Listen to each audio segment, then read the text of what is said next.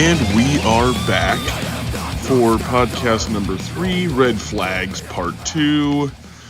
And I have about 3 red flags I want to talk about tonight, and I'm going to try to expound on them a little bit, but not drone on too long. And so I'm going to start off with the first one. It says, suggesting illegal activity. So we're talking about the kind of dudes that show up to your group, and maybe you've invited them to an open training session or something like that, or a vetting session or a barbecue, and they start getting comfortable and start suggesting illegal activities. Illegal gun mods, the kind of Randy Weaver type situation, where you're about to get Ruby Ridged. The whole let's go have an ice cream cone and make 17-inch shotguns. That kind of guy, the kind of guy that talks about let's manage some party favors, and there's this joyous occasion in the backyard where you're testing these, that's the fantasy anyway, where there's this joyous occasion where you're testing these homemade party favors in your backyard, and, you blow your left thumb off or something stupid like that. But even worse than that is it just attracts government agents equally as fast as unpaid taxes. It's not really a great idea.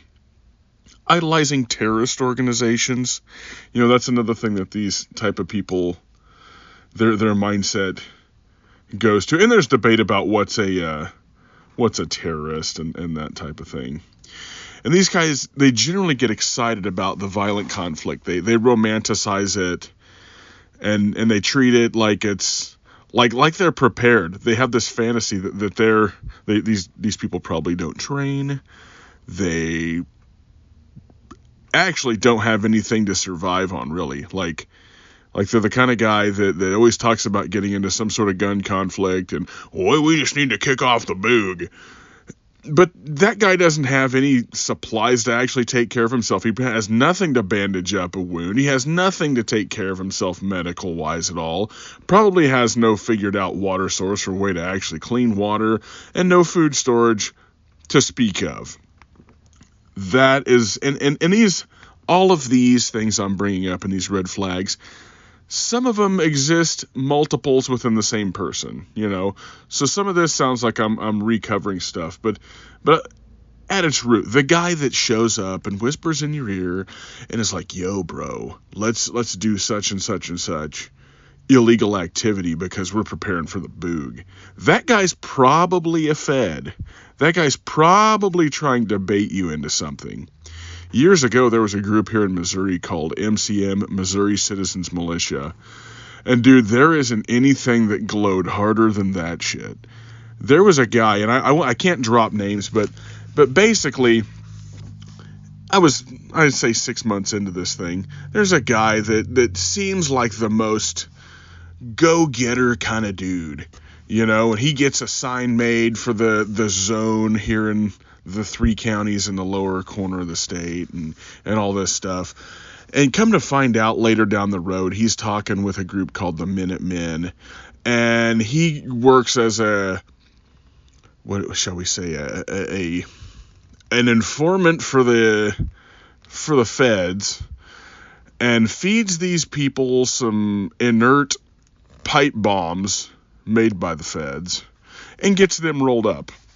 So these people that do this kind of thing aren't your friend, So, it just goes to show that it's usually the look at me kind of guy that's going to, act like he's your best friend. Dude, he even told me, he's like, "Man, we're best friends." And dude, as soon as I'd heard him say that, I was like, this guy is just brimming with shit. And, come to find out, his family fell apart, and he's just a freaking sidewinder and a POS. But that's, you got to be leery of militia movement type stuff. You should, and if you're in a group, don't call it a damn militia. That's another thing that gets people in the government showing up faster than unpaid taxes. Don't call your group a damn militia, okay?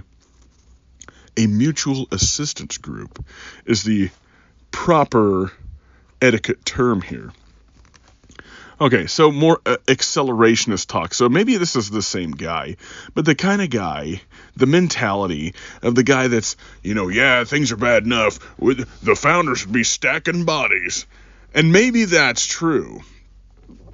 But that guy hasn't counted the cost. We're in a little bit different situation now. You can't just go off the deep end being a freaking retard. There's a hearts and minds type of situation, and bottom line, you're gonna have to let the true enemy within shoot first, and that can't be you. Don't let that be you. Don't be the guy going off and being the actual assailant.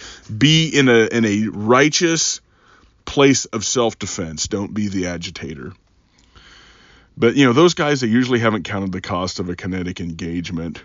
They kind of have the Call of Duty fantasy, and they don't understand rate of attrition. In a gunfight, the good guys and the bad guys die. You can do everything right, and you can be highly trained, and you can still get capped by a 12-year-old with a freaking 22 who was just in the right place. And those are also the kind of people that would try to assault a property in general, like because they didn't prepare, they're doing for them and theirs, and then they go and try to assault some property, and again, probably get popped by a 12-year-old hiding behind his daddy's truck with his damn Ruger 1022. That's the kind of guy that Call of Duty'd it and got his butt clapped. And it's just a freaking ridiculous fantasy to even try to think that you're going to go CQBing in SHTF when it's the absolute dumbest thing you could possibly do. And you're going to have a short existence if you're going to go be a CQB. There isn't a reset button on this. You're not going to reload and go to the home screen and try the mission again, and we've grown up in a video game laden world. I like video games. I'm not against video games, but this isn't one of them. This is a one-try deal, and you should avoid any and all conflict with each other and government. So that would be the number 2 accelerationist guy that I think is a freaking idiot. And they generally, okay, the next one is the guy that just lacks respect for life in general. These people, you can usually find them talking about doing something terrible to animals. And I've known people like this where they talk about shooting something just for the sake of killing it, man. I don't want to be with those guys in my side of the thing. They think that they're a hardened killer of some kind when really they're just cruel. I don't want to be with somebody that's cruel.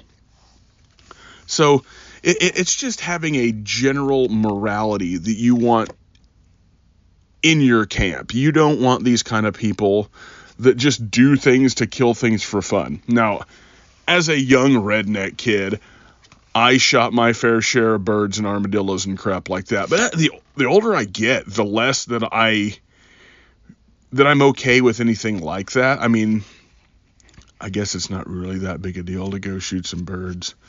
But the longer I'm on this earth, the more I see life as valuable and something that you should avoid having to take. As far as hunting, yeah, I'm fine with hunting. If you're going to eat it, if you're going to use it as a resource, I have zero qualms about that. If you're going to go shoot pigeons and eat them, I have zero qualms about it. If you're going to go cut a snake's head off and eat it, I have no qualms about it. If you actually are going to eat an armadillo and there are ways to do it, I wouldn't suggest it. Then I have no bones about it. That goes all the way down to the family dog and a Jack Russell Terrier stir fry. I don't care as long as you're using it as a resource, but just the general idea of killing things just because it's fun, I have completely and totally grown out of that. That's the kind of guy that I don't want in my camp. So when you're thinking of a situation where there's going to be the boogs going on, you've got your neighbors, you've got people with kids that are starving that hadn't prepared and things like that. You want people you can count on in your camp. You don't want people that have this wishy-washy morality that changes with the wind. You want people that are going to be loyal to you and loyal to your kids. And as I said in the last podcast, the kind of people that are willing to die for your family and your kids and you for them.